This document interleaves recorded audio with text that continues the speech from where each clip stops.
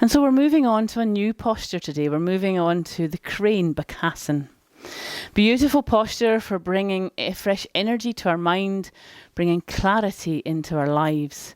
So really rejuvenating posture. It does have quite a few safety considerations. It's because it's an inversion, it's not great for folks with glaucoma, eye or ear infections, detached retina. And if you have low blood pressure, really take it slowly. We are going to look at modifying the posture to make it accessible for as many of us as possible. And so I invite you to find a trusty assistant in the form of a chair and bring that onto your yoga mat. And then have a wee seat on that just now while I go through how the posture works in this form.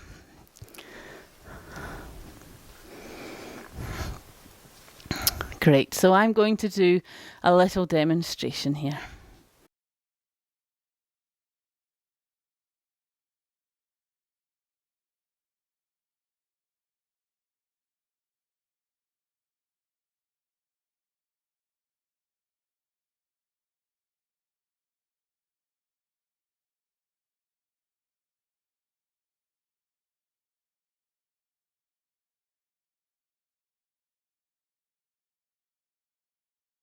So I'm just going to highlight some key alignment points to ensure that you're supporting and nurturing your body. I'm making sure my chair for a start is as safe as possible. So I have all 4 feet on my mat. And when I'm placing my hands on it, I'm making sure that they're flat so that I'm not pushing away on the chair. We don't want any collapsing chairs, any chairs having a wee skite across laminate floor and things. So just make sure that it's nice and firmly planted on the earth, on your mat, on its lovely non-slip surface. My feet are hip width apart. And I'm coming into the posture, just allowing myself to relax my shoulders, engage my core, releasing the crown of my head. As I breathe in, I'm drawing my knee in towards my forehead. Breathing out, extending my foot away. Now you want to make sure that you've got a position where you're comfortable. So you're not too close, you're not far away. Just experiment a bit with that when you come into the posture. For now, I want to point out one more thing. So I've brought my knee in, I've extended my leg away behind. The temptation is to begin to take the leg higher. Now you might notice that as I take this higher, it begins to turn my hip out. However, I want to focus on keeping my hips parallel to the earth.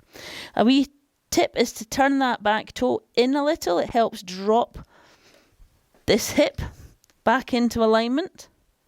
I'm also not locking this standing leg, so there's a slight flex in it. It's still soft.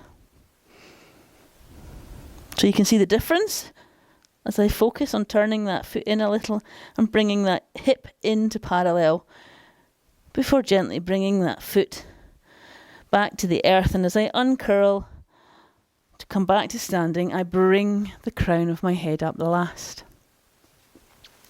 So I invite you now to find a safe place for your chair and your modification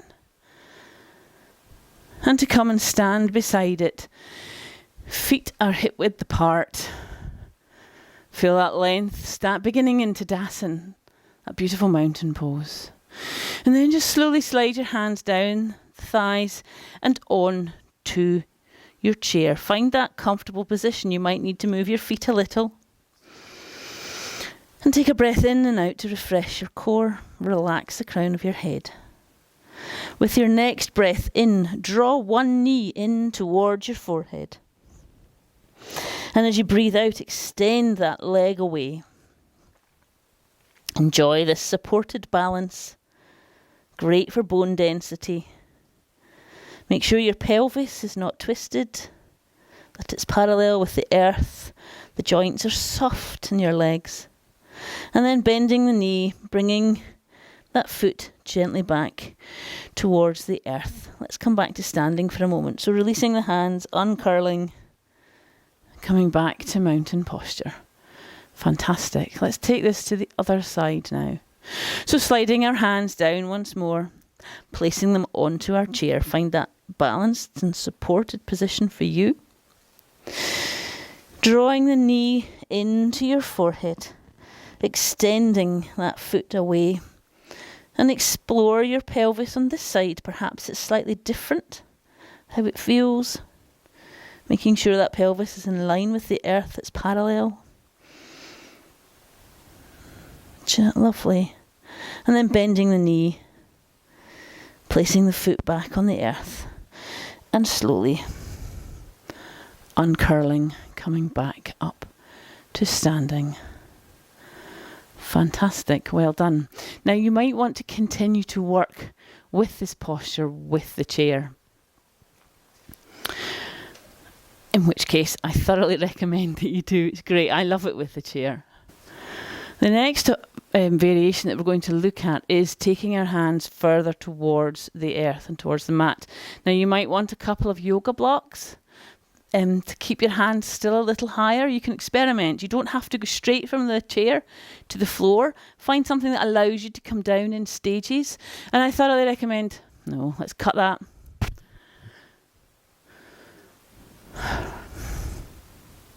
So you might want to work with this with your hands on some yoga blocks. Don't come from the chair straight to the floor. You might want to come down in stages of height and explore what's comfortable for you. And remember, it can be different on different days. I love working with the blocks or with the chair.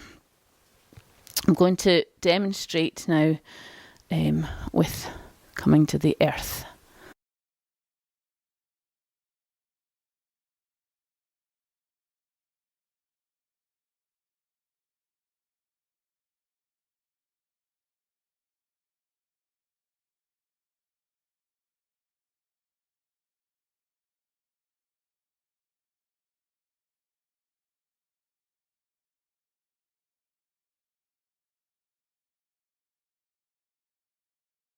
So to quickly chat you through this and just to highlight some points, when I come down, I gently come down. Now you may wish to place your hands flat on the earth. You can bend your knees to allow you to be able to do that.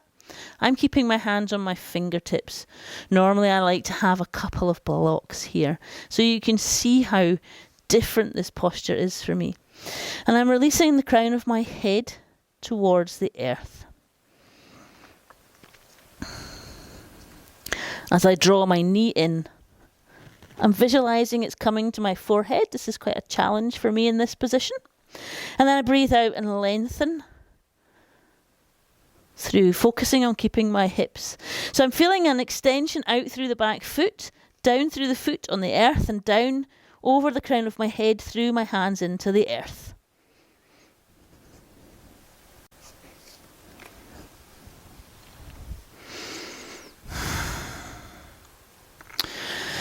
So all our bodies are different. You can see that's quite a challenge for me today, coming down with my hands towards the earth. I'm probably going to continue to work with the chair today. So I totally encourage you to investigate what props work for you. We're focusing on the energy of these postures. We're focusing on keeping ourselves safe. So it's not about what it looks like, it's about how it feels and about keeping our bodies in line, you know, the bit about the hips, and things like that. So I totally invite you to make this posture yours and work with how it is for you today. I shall talk you through once more, and you can choose whether you want to come to the earth, onto your blocks, or perhaps onto your chair. Just coming to stand in mountain posture. Feel that length and spaciousness. Bringing your hands to the front of your thighs, sliding them down towards the earth or your blocks or chair. Feel that connection. Feel balanced and secure. Perhaps lightly refresh your core. And on an in-breath, draw your knee in towards your forehead. As you breathe out, lengthen through that. Feel that balance. Keep the knees soft. Keep the pelvis in line. Feel that flow of energy along the extended leg, down through the foot into the earth, and down over the crown of your head, through the hands into the earth via your chair blocks or into the floor. Beautiful.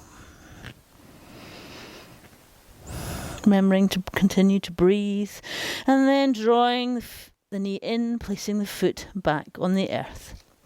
Let's go to the other side. So just check that you're comfortable, refresh your core. Breathing in, drawing the opposite knee to your forehead. Breathing out, extending that leg away.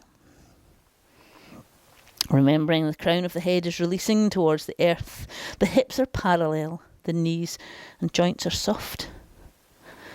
Breathing normally, feeling that beautiful connection through all the different parts of your body. Drawing the foot in, placing it back on the earth. Bending your knees, engaging your core again, and just slowly uncurling. Coming back to centre, back to standing. Just take a few moments to pause and breathe deeply. Allow your heart to perhaps settle, the blood pressure to equalise, and the posture to integrate. You're sending quite a lot of, it's like a blood rush to the head with the inversion. Refreshing, clearing the mind and the brain.